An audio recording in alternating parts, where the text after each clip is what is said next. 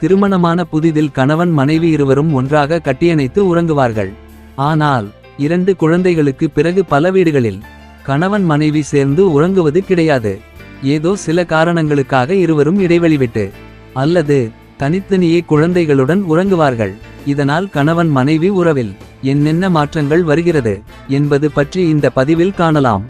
1. நெருக்கம் குறைகிறது.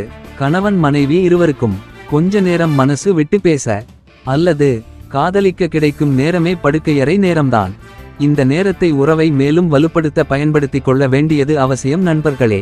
இங்கு இருவேறு துருவங்கள் போல் ஆளுக்கொரு பக்கம் பிரிந்து இருப்பது கணவன் மனைவி உறவுக்கு அவ்வளவாக நல்லதல்ல என பாலியல் மற்றும் மனத்தத்துவ நிபுணர்கள் கூறுகிறார்கள். 2. எளிதில் சலித்து போய்விடும். படுக்கை அறையில் இருவரும் நெருக்கமாக படுத்து உறங்கவில்லை என்றால் உங்களது உறவு எளிதில் சலித்துவிடும். உங்கள் மனைவியோ அல்லது கணவனோ ஆசையாக உங்களை தொடும்போது கூட உங்களுக்கு பெரிதாக எந்தவொரு உணர்ச்சியும் ஏற்படாது. 3. உடலுறவில் நாட்டமின்மை. நீங்கள் தனித்தனியாக படுத்து உறங்குவதை வழக்கமாகவே கொண்டிருந்தால் நாளடைவில் உங்களுக்கு உடலுறவில் கூட அவ்வளவு பெரிதாக நாட்டமில்லாமல் போய்விடும். 4. வேறு ஒருவர் மீது காதல் அல்லது ஆசை. உங்களின் நெருக்கம் குறைவதால் நீங்கள் எப்போதும் நெருக்கமில்லாமலே இருந்தால் நீங்கள் படிப்படியாக வேறொருவர் மீது காதல் வயப்பட அதிக வாய்ப்புள்ளது. மேலும் உங்கள் மனைவியுடன் அல்லது கணவனுடன் தனிமையில் சேர்ந்து அமர்ந்து கரம் பிடித்து பேசுவதை கூட நீங்கள் விரும்ப மாட்டீர்கள். 5.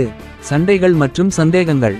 ஒரு குடும்பத்தில் சந்தேகம் முன் வாசல் வழியாக வந்தால் சந்தோஷம் பின் வாசல் வழியாக ஓடிவிடுமாம். எந்த சூழ்நிலையிலும் சந்தேகம் என்பது புருஷன் பொண்டாட்டி வாழ்க்கையில் கூடவே கூடாது. ஒருவருக்கொருவர் விளையாடுவது மற்றும் சிறு சிறு காதல் தீண்டல்கள் உறவில் இல்லாமல் போகும்போதுதான் அடிக்கடி சண்டைகள் அல்லது ஏசு பேச்சுகள் கணவன் மனைவிக்குள் வரும். 6. இந்நிலை இப்படியே நீடித்தால் இறுதியாக வெறுப்புதான் கிட்டும்.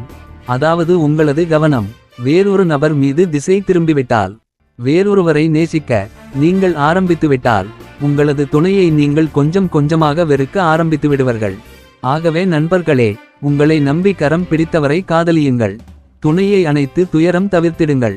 இந்த வீடியோ பிடித்திருந்தால் லைக் பண்ணுங்க, ஷேர் பண்ணுங்க, சப்ஸ்கிரைப் பண்ணுங்க. மீண்டும் அடுத்த பதிவில் சந்திக்கும் வரை உங்கள் துரைவேலு கிருஷ்ணசாமி. நன்றி, வணக்கம்.